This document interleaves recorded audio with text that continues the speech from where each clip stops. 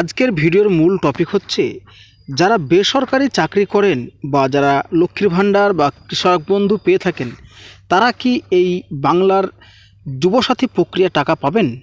তো এই প্রকল্পে আবেদন করতে গেলে কি কি শর্ত মানতে হবে, কি কি ডকুমেন্টস লাগবে আপনাদের, সেই সমস্ত জিনিসগুলো নিয়ে আজকে আমরা আলোচনা করতে যাচ্ছি।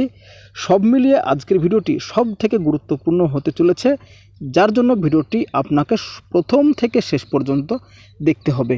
প্রথমেই জানাবো এই যুবসাথীর প্রকল্পের আবেদন আপনি কতদিন পর্যন্ত করতে পারবেন। তো এ বিষয়ে দেখা যাচ্ছে যুবসাথী প্রকল্পের আবেদন প্রক্রিয়া শুরু হয়েছে 15 ফেব্রুয়ারি থেকে, চলবে 26 ফেব্রুয়ারি পর্যন্ত। রাজ্যের 294টি বিধানসভা কেন্দ্রের প্রতিটি বিশেষ ক্যাম্পের আয়োজন করা হয়েছে।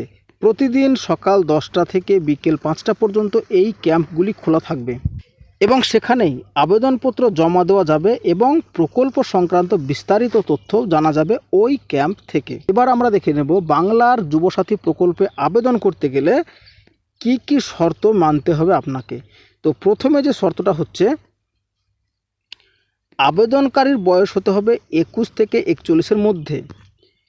দ্বিতীয়, শিক্ষাগত যোগ্যতা হিসেবে ন্যূনতম মাধ্যমিক পাস বা সমতুল্য পরীক্ষায় উত্তীর্ণ হতে হবে।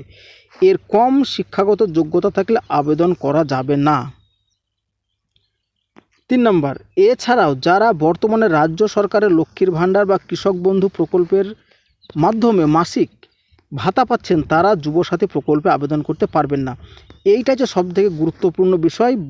অনেক মানুষের প্রশ্ন রয়েছে যে লক্ষ্মীর ভাণ্ডার এবং কৃষক বন্ধু পেলে কি বাংলার যুবসাথী প্রকল্পে আবেদন করতে পারবেন।